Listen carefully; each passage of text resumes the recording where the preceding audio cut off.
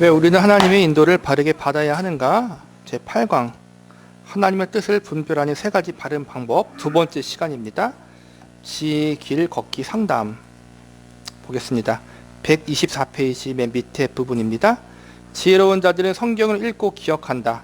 그들은 성경을 읽히고 설교되고 찬양받는 것을 듣기 좋아한다. 그러나 지혜로운 사람들은 또한 공동체 안에서 성경을 읽을 필요가 있음을 안다.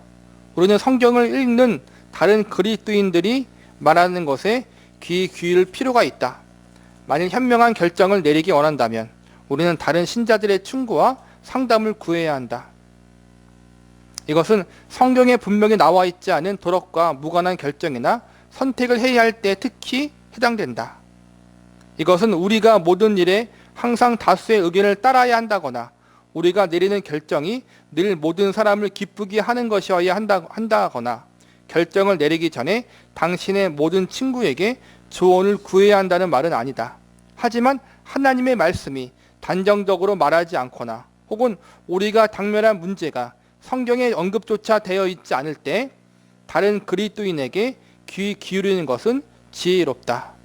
잠언서 말씀을 상기해보라. 지혜 있는 자는 듣고 학식이 더할 것이요 명철한 자는 지략을 얻을 것이라.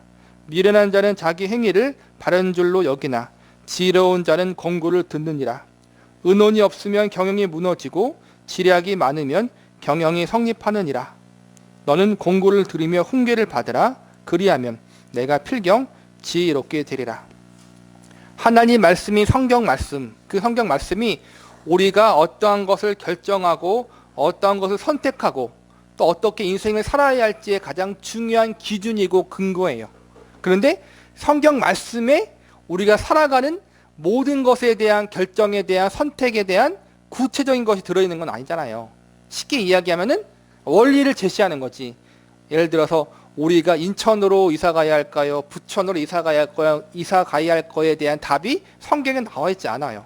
제가 A 회사를 다녀야 될까요? B 회사를 다녀야 할까요에 대한 답은 정확하게 성경에 나와 있지 않아요. 대신 원리를 알려주겠죠. 원리를 알려주잖아요.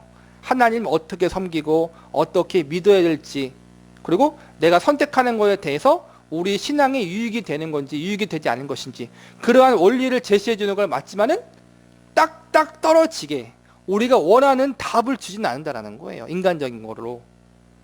우리에게 필요한 게 뭐예요? 기독교인들에게 성경을 바르게 읽고 바르게 신앙생활하는 신앙의 선배들의 조언과 상담이 우리에게 필요하다는 거예요.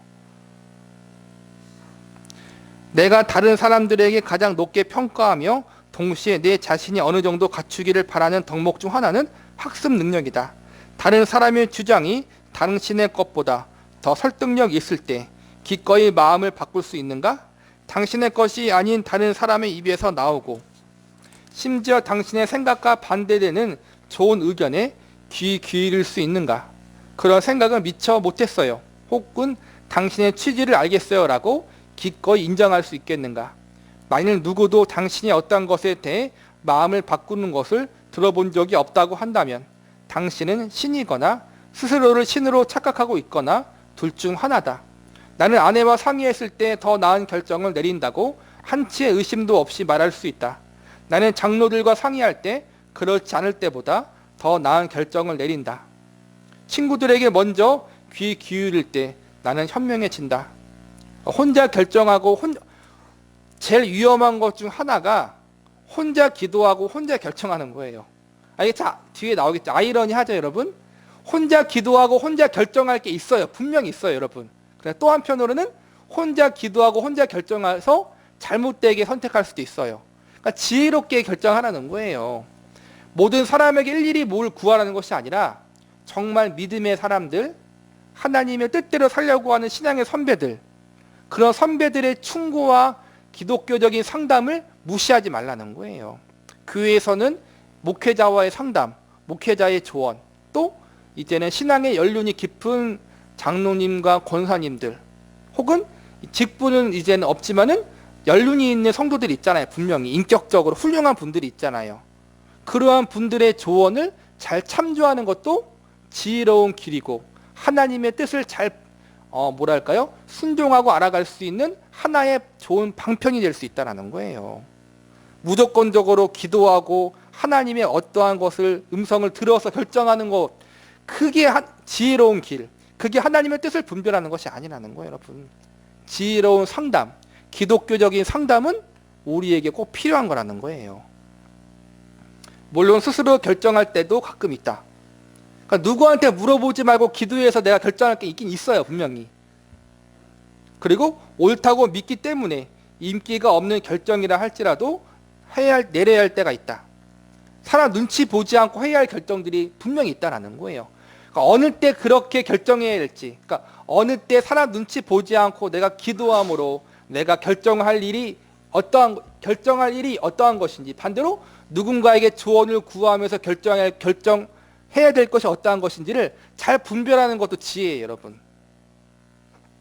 하지만 우리의 결정의 대부분에 있어서 그저 누군가에게 어떻게 생각하세요? 라고 묻는 것이 현명할 것이다. 우리는 늘 하나님께 당신의 뜻이 무엇입니까? 물어왔다. 정작 하나님은 아마도 친구 좀 사귀어라. 다른 사람에게 찾아가 물어봐라. 내가 만약 사람을 구속한 데는 이유가 있단다. 그러니까 아무나 물어보는 것이 아니라 함께 부름받는 주의 사람들, 나를 위해 기도해 주는 사람들이 있잖아요, 여러분. 그런 사람들에게 조언을 구하고 어떠한 것을 묻는 것은 나쁜 게 아니라는 거예요. 그걸 의지하라는 것은 아니에요. 하지만 좋은 참고가 될 수 있다는 거예요. 미처 내가 혼자 기도할 때, 혼자 생각할 때에는 깨닫지 못했던 것들을 함께 이야기하고 함께 나누고 함께 기도할 때 더 좋은 방법을, 더 좋은 결정을 할 수 있다는 거예요. 너희들이 서로 이야기할 때 바보 같은 짓을 덜 할 텐데 말이다. 그들의 조언을 구하라. 아마 그들에게 내 목소리를 들을지 모른다라고 생각하실 것이다. 그러니까 참 부름받는 공동체 안에서 함께 기도하고 함께 서로를 위한 그러한 주의 형제 자매들과 함께 그러한 어려운 부분들을 나누는 것은 좋은 거라는 거예요, 여러분. 그래서 조언을 구하고 상담을 구하는 것, 기독교적인 그것은 나쁜 것이 아니다라는 것을 여러분 기억하고, 참 근데 이게 뭐라 그럴까? 내가 조언을 구할 수 있는 사람이 없다는 게 좀 문제죠, 사실은. 많이 좀 내가 신뢰할 만한 사람, 내가 존경할 만한 사람이 교회 안에 있어야 되는데 또 그렇지 못하는 경우도 많이 있어요, 사실은. 우리의 실수고 우리가 반성할 것이죠. 그러니까 우리는, 여러분들이 다 연세가 있으시잖아요, 대부분. 인생을 오래 살아오셨잖아요. 직분도 있으시고. 그러니까 여러분들이 이러한 사람들이 되기를 사모해야 돼요, 여러분. 누군가에게 성경적인 가르침과 조언, 올바른 지혜로운 조언을 할 수 있는 그러한 신앙의 연륜자, 신앙의 선배들이 되어야 되는 거예요, 여러분. 그냥 이거 해라 저거 해라 명령하고 대접받고 섬김 받으려고만 하지 않고 누군가에게 인정받고 싶어 하기만 하는 것이 아니라 정말 젊은 사람들이 날 찾아와서 물어보는 거야. 이럴 땐 어떻게 해야 돼, 장로님? 권사님, 이럴 땐 제가 어떻게 해야 돼요? 너무 힘들어요. 이렇게 젊은 사람들이 찾아와 여러분께 조언을 구할 수 있을 만큼의 인격적인 부분, 신앙적인 부분이 성숙해져야 해요, 여러분. 적꼰대에게 물어보면 괜히 머리 아프다, 유성하게 말한다, 그런 말 들으면 안 되잖아요, 여러분. 저도 마찬가지고. 이러한 사람이 되길 여러분 사모하고 기도해야 돼요, 여러분.